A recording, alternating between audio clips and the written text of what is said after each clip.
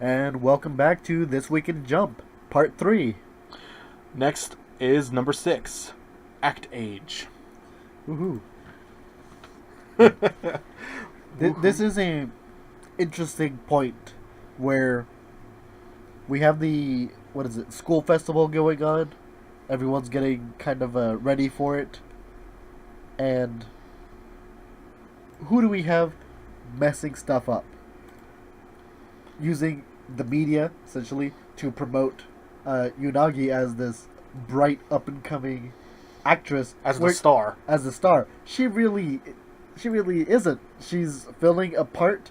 She means more on the back end of things more than she is in the pictures, in the plays. She was a supporting role in the Death Island movie that they were advertising and saying, starring Kei Yanagi. It was all Shinichi's doing. And needless to say, the actual organization, The chairwoman. Erisa, Yes. who's in charge of that, her actress actually got kind of shunned because of that, because it was supposed to be her movie, not Yonagi's movie. Yeah, and that movie itself is being used as a promo for Kei Unagi, where she filled in for that role. Really, Yes. she applied and she got it, rather than having this main star actress really be the star. And because of that, she is now even more of a celebrity. Literally, kids are just standing around her taking pictures of her. Because this is a national movie, she was making waves when she was acting in the play, and it was a smash hit, but it was limited. It was a very small amount of people that were going and seeing the play. Obviously, more people are gonna. It's like television, or I guess in today's world, YouTube. If somebody becomes incredibly famous on YouTube, everybody knows who you are. Because of that, they're making shooting their movie incredibly difficult. Yeah, because they're using public spaces. They're not making their own sense. They're just using what they have around them. So Yonagi was going to do what she did before, where she made everybody leave by acting and showing that she was terrified of something. But Yoshioka tells her not to, because he remembers the interaction that he had with Akira, where he says that she will eventually lose herself in her acting. And it's very demanding. So they opt to get more help. Who do they turn to? The other members of the cinema club that are basically ghost members. It's Hina and Ryoma. So they go ask the members of the club, the cinema club, the ghost members, Hina and Ryoma. Just Hina's the only one there. And she tells them flat out, no, I'm just a member in name only. And Yonagi calls her by her last name, Asahi. We really need your help. She's like, what? I'm not being fooled by the way you're being now. And she asks what's her first name. Like, Yeah. do you even know his first name? Mm-hmm. Like, Her face says it all. She's a deer in the headlights. She Yeah. does not know. She just knows them by their last names. yeah. So that being said, Hina basically puts off that everybody is just a backdrop for her. And she basically talks very poorly about how stars are all like that. And this, of course, upsets Yonagi because she says, you know nothing of the people. That she works with, Yeah. that she considers her friends, her acting friends. Mm-hmm. It's like, you don't know them, you don't know what they've been through. Yeah, she actually grabs her hand when she does that and tells her. And whatever, this is what a normal person feels. Yanagi lets go, rushes off. She goes to the roof, and Hina kind of just fumes on it, just perplexed. And Yonagi apologizes for the way that she was. She's still learning how to be a friend. A normal high school student. Yeah. Because it's kind of hard to interact with people that don't have similar interests to you whenever you're used to acting a certain way. Also, when before acting, you literally didn't talk to anyone. Nope. All she worried about was her family. So Yeah. her focus was there rather than on this like giant scope. And so, seeing Yoshioka. her visibly sad, Yoshioka decides to change the script to portray how she is now, Yeah. rather than what he saw her as. So I thought that was good. And number 5, I have Boruto Naruto Next Generation. And who's on the cover? Sure ain't Boruto. Yep. Or as the infamous joke goes, I'm gonna do it. Should I do it? Do it. Boruto's dad. Oh, it hurts. Oh, it hurts. I can't. I'm sorry. I shouldn't have done that. So we have Naruto get frustrated because apparently Kawaki's entire existence was to be a vessel. He was meant for a person named Jigen, and that he can apparently be repaired by them, by the organization. Because currently he's just a experiment running loose. Yeah. He still has wants. He still has needs to be a person, but he doesn't want other people involved. He wants to be by himself. I think his ideal place would be middle of the woods, taking care of himself, and Being left alone. being left alone. I think he would be happy with that kind of life. Yeah, so Delta gets more irritated, Naruto gets irritated by her being that way, and then the fighting continues. And over the course of the fight, it increases in intensity until you get to the point where Naruto is visibly angry. Boruto sees this from the side. Dad looks really angry and is just beating Delta down. It's great. Love it. She tries to use her lasers on him. He just puts out a giant Rasengan, cancels it. She absorbs it. But he's not done. Makes a supersized Rasengan. Yeah, he's just pumping more and more chakra into his ninjutsus because he thinks eventually there will be a cap to her man-made kind of alterations, and that his chakra, that he even boasts himself, he's always had a big pool of chakra. And eventually it causes her eye to malfunction from all the chakra she absorbed. It looks like she overheated like a teapot. Yeah, but she goes literally blind. Yeah. The only way she can see is with her drones. I thought it said that she lost connection to her drone. Is it?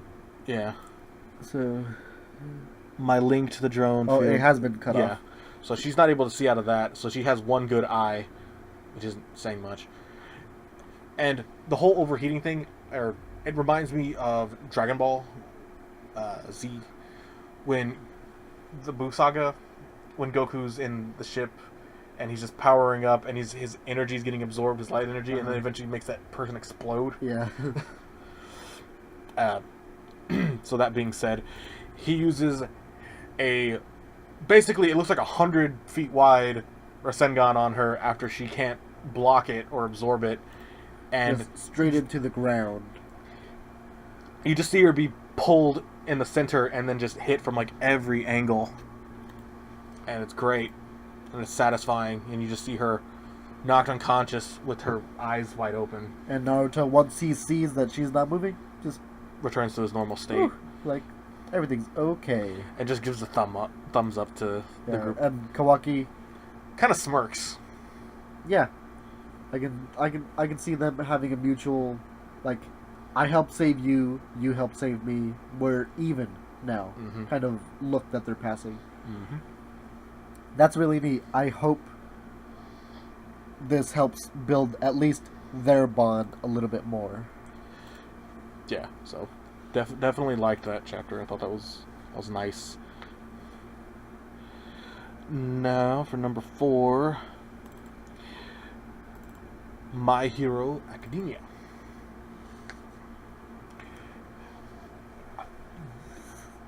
Wow. Your list actually surprises me. Yeah. I thought it was interesting. I didn't. I thought it was interesting to see, number one, how much stronger this character is, this Giganto, that's cool. How loyal he is, why he's the way he is. And the fact that he was able to have multiple quirks, still sees everybody, sees Shigaraki in particular as being less than, as a successor. Yeah. So, the only way he was able to calm down was when they played a clip of All for One talking, which calls out to what is it, Makia? They say it as like one thing, as like Giganto Machina. Okay, So it's like supposed to be one long title. Yeah, Machina in I believe it's Isn't it supposed to be just like machine? either Spanish or Latin. It's just a machine. He's like a machine. He works very much to do a job, and then once that job is complete, he essentially stops. When his name is called, he's essentially like purring like a cat and like rubbing his face up against the sound box. He has intelligence and battle sense out the wazoo, but some things still are childish. So, for Shigaraki, he was actually told by the doctor. Well, no, this is a recording. This isn't the doctor talking. It should still be. You spent too much time with Kurogiri, and then he's basically been babied the entire time. And then they start spewing with like black-looking blood, and they get teleported away. Yeah, the same kind of ichor that the battle with All for One And All Might. Yeah, where they were supposed to be caught, they got transported to somewhere else. This is the origin of that quirk, and it is the Doctor, which just reminds me of Dr. Eggman. I was gonna say that. Yes. Dr. Robotnik, whichever one you like. Yes. You definitely get that vibe. The glasses, the bald head, Yeah. the mustache. It's. I'm fine with that. That's fine. Yeah. You can keep the Doctor in the shadow like that. That's cool. Yeah. And then you see all these Nemu. Yeah, and these are new. These are different. No. Even Dabi can figure it out that these are way different. Yes, they're high end, but they're not quite perfect, according to the Doctor. They try to get closer to him, and then he just tells them to stay away. He'll reveal himself when he wants to. Yeah, and if you try to go against that, I'm going to teleport you out of here, so you can get destroyed by Machina. And then he points out something very true, and I feel like this is what's resonating with Spinner. He tells him, "But what have you accomplished? You've accomplished nothing. You're a bunch of 20-something-year-olds. The trash of society. So what are y'all doing?" Yeah. And that's basically what Spinner was saying to them before. Like, what are we doing? We're not doing anything. Yeah. We're doing evil acts, but we're not. There's no justification. There's no real reason for this other than we need some money or we need to get these guys out of our way. I'm interested in where I like the direction it's going right now with these, which are essentially kind of flashbacks. But I want to know what they're doing and how you would make them stronger, or what could they improve on their own, or they're gonna get like, I guess, gear that's gonna make them better. Support items. Maybe they get treated like a Nomu and they get altered, because these Nomus are still being changed even with All for One being locked up. Yes. Because the Doctor apparently has access to all this stuff. I want to see if All for One may have passed on his ability of All for One to a surrogate for now. Or maybe the Doctor himself. That is a distinct possibility. Number 3, Jujutsu Kaisen. Need a minute? That was my number 1. Because we start off with Axe versus Axe. I was happy to see that back too. I was like, finally! And then we get like a couple pages of that. I'm okay with a couple of pages. We even get an explanation of how this is even working. He's able to amplify his power through his body and use it as an amp. Yeah, instead of needing an actual. And using his spiritual energy to make essentially like sonic bursts of force that are going out, and apparently are making a good enough sound that the enemy says so just by strumming it like this. He's going to turn him into a wallet. We also get a name for him. His name is Juzu, the axe guy. Yeah, finally. I don't think I had seen it in any... I think it might have been the first... Maybe when they introduced him, but I could have sworn I did not read a name anywhere prior to this chapter. No, but I've been wanting a name since I believe the first This Week in Jump. Yeah, we did have a name. Yeah. We also cut back to Iori, who was told to go in and was looking for the students. She gets slightly ambushed by... It's a boy. It's a boy? It's a boy. I thought it was a girl. Yeah, because he says that he's like popular with the ladies. Like that's the running joke later. Okay. And his weapon was made by Juzu, and it's a hand for a hilt. Yeah. And it's just like a just a regular sword, but just the hand for a hilt is. It's very eerie, and I like it. It's saying that it fits him because he's always being babied, so he needs someone to always hold his hand, even in battle.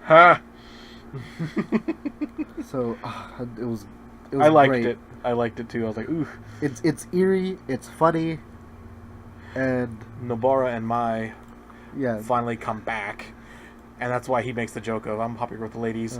And then we see that the screen is being lifted. It's going away, and who did it? I don't know. I guess it was just supposed to be a 30-minute thing. I guess he did it. Or somebody who initiated only did it for 30 minutes. Yeah. Because he knew the time limit. Because he makes the comment of, it's really been 30 minutes. Yeah, and he states that in the air he can see, what's the mentor? Goju? Goju. He sees him as Gojo. a coat... Gojo. He sees him as a coat hanger. He already knows what he wants to make people into after he's killed them. The grandpa's going to be a wallet. Goju's going to be a coat hanger. Yeah, and we actually see the reactions from like different angles. He's there. You see Hinami saying, "Oh crap." Yeah. Itadori on the ground sees him, and he's like, "Well, where should I go first?" And he winds up going to Juzu first. Yeah. And he makes quick work of him. Yeah. He mutilates. He basically crushes his limbs. Yeah, but the headmaster, I keep calling him the headmaster. It's Gaku Ganji. Gaku Ganji.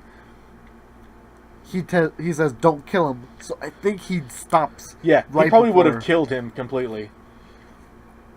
And he's like, "Oh, you can heal him." Yeah, like don't let him die. I left him alive. And he just, I don't know what he does, but he just, with gravity, maybe just... It's supposed to be infinite void, is his ability, but the way he uses it is... I can't really tell all the applications that it has. Like, it looks like it distorted space and matter and just crumbled up his That's probably why he was able to... Also why he was able to get there that fast. Yeah. Because he basically went... Yeah, he's somewhere else instantly. And then he combines two techniques and is going to use them. He doesn't even need to go to the main battlefield. He can stay where he is and affect it, and that's just great. Because Hinami must retreat, and Itadori isn't going to let him. He's going to stop him from his retreat, and he's told by Todo, don't, or you're going to be collateral damage. Yeah. And he moves his, and then you see the fingers move from Gojo, and then you just see the trees get destroyed, and then you cut to the next page, and it's a gouged out landscape. A canyon was produced instantly. And he can't even tell if he was exercised or not. Todo can't. Yeah. And Gojo is just, alright, everything's done, alright. Turns out Mahito was there the whole time. The patchwork man. Yeah, from a previous arc of manipulating humans into grotesque abominations. Those things are fugly. They're gnarly. And they're dead. Yeah. I don't know who those were, but I think they might have been scientists, priests, maybe, that were guarding something because he said, mission accomplished. They got what they wanted. He has a bag. So maybe he was getting some of their weapons. Maybe. Or an item, or... It could be anything. Maybe they had more than just the fingers that they were feeding Itadori. Maybe. But they could have had a whole lot of other things. Yeah. Always good. I am impressed with the series right now. Okay. I really am. Number 2, Black Clover. Alrighty, It's been up there almost every single time for like the past almost 5 weeks. It's fallen down, and I've actually put this a lot lower. Just because we have such an overpowered enemy, and I'm not sure what's being added is really growing. I don't see where this is going to end, other than some cop out. Because right now it looks very bleak. The special attack of Yuno and Asta working together to slice at the devil and be able to hurt him. Heal. He just speaks his word magic, and he used heal on himself. Yes. We also see some other members from the Midnight Sun that aren't dead. Yep, that He resurrected. That they resurrected themselves. Or the zombie guy resurrected all of them. Yes. Why are they there? What purpose do they serve? I'm assuming there's a purpose. That's such a random cutaway to show that they've been there the whole time and they're just there. That has to have a purpose. Yeah. One guy teleports and the other one makes zombies. Gotta be a reason. Why would you show that if there wasn't going to be a purpose for it? Like, it just seems so out of place, unless it's supposed to be like, oh, hey, by the way, these people have been here, they're here. They didn't die, or you didn't see them get killed off screen again, or anything. No, they're just... There's got to be a purpose. Okay. And we also see that a 5-leaf clover can be born, basically through despair. And then once a 4-leaf clover user basically gives up on everything, they turn into that 5-leaf clover. Yeah, the luck is the 4th of the 4-leaf clover. The 5th holds a demon. Yes. So the demon inside of the elves turns them into a dark elf. Which I thought that was cool. That's why I put it so high. I was like, okay, you can have dark elves. That's awesome. Yeah, I did not even think of that being in this realm. You know, we have elves, we have dwarves as of recently, and we have humans. Like, why not dark elves?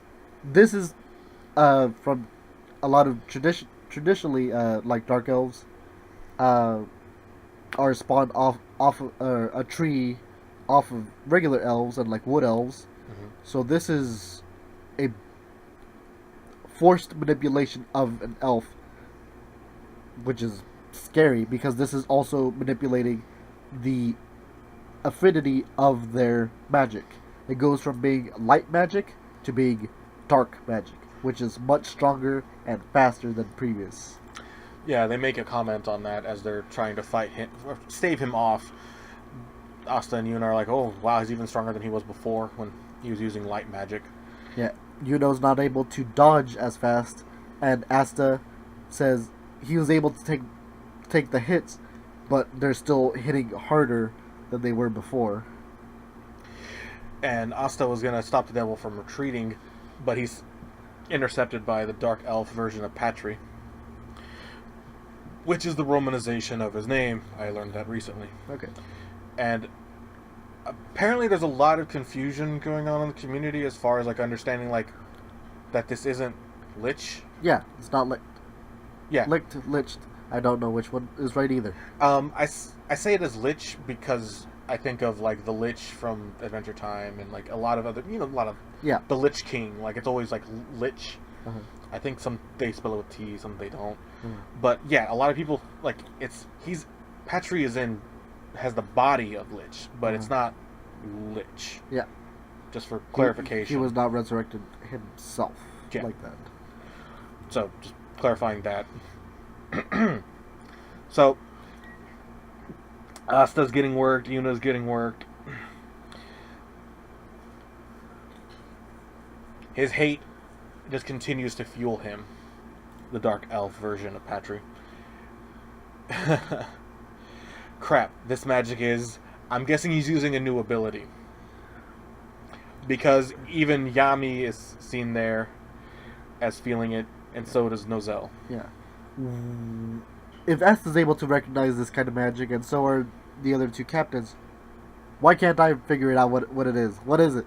Do you know? I have no idea.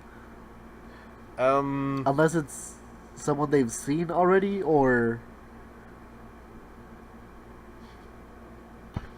I really don't know. Maybe a magic that they can recognize is the Wizard's King's magic. Oh. That would make sense why Yami is angry. Why Asta is so in fear of it, because he's seen it firsthand when he was kidnapped and rescued by him. I really don't know what kind of magic it could be. That's just an idea. I like that idea. If it's not that, I don't really mind what it'll be, but I think that's a nice throwback. Uh-huh. And my number one was Dr.Stone. I really, really liked this chapter. Okay. Because it was a summary. It was a summary of all of the major events that would be happening for the next year of, like, their in-world time.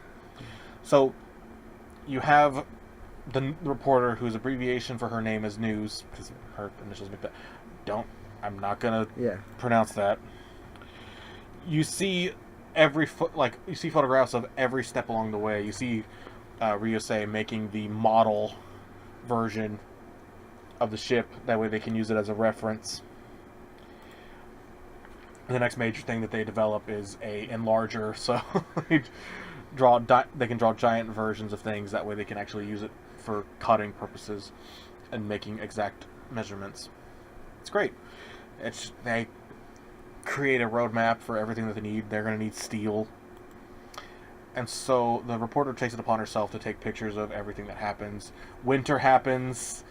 Snowboarding is introduced to the universe. Chocolate for Valentine's Day. Yeah. Even though it doesn't taste the same, it's like the closest you can get to chocolate. Without using like cocoa beans or anything like that. Yes. So then you also have them setting up a school. It's the Academy of Science.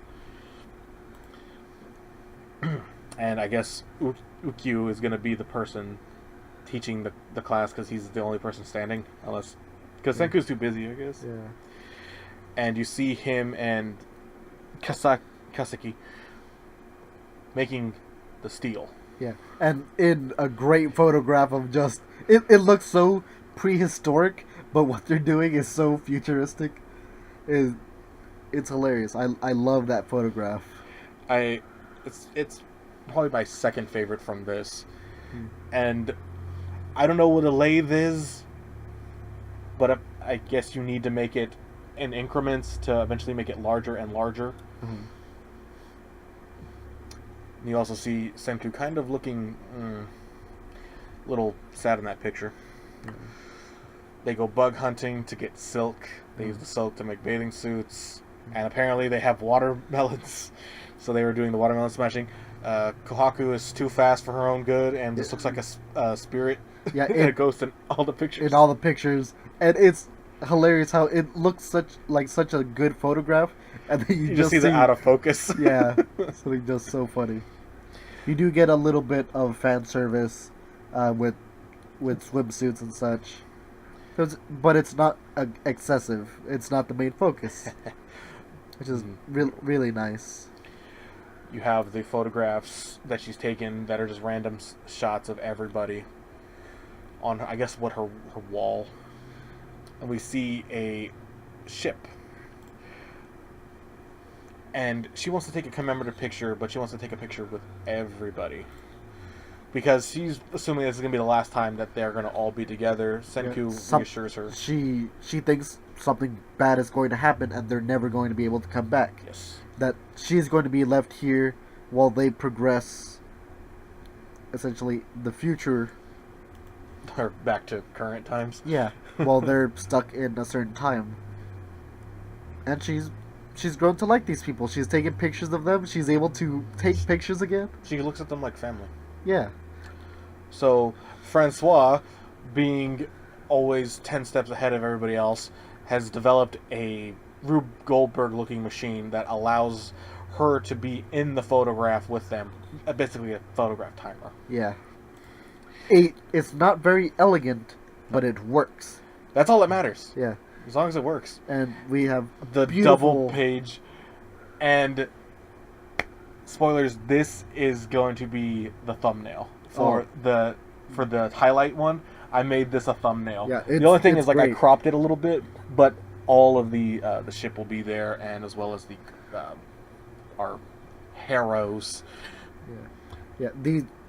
It's wonderful, and it's still the Senku flair in there as well. Well, with the face on the front of the bow of the ship. He's been doing that with the boat. He did that with the steam gorilla. Yeah, it's He's done it with a couple of other things as well, adding like character to the objects. I'm pretty sure somebody has a list. Yeah. So, in their current date, September 10th, 5741 AD, the construction of the ship Perseus is complete. Yeah, Perseus is a great name. And they will be on hiatus next week. That's the other one. Okay, so I don't think anybody else is going to be other than Haikyuu and Dr.Stone. Yeah, so next week will be a little bit shorter, but you can bet that we're going to go over everything that's going to be in there next week in Jump. Catch you next time.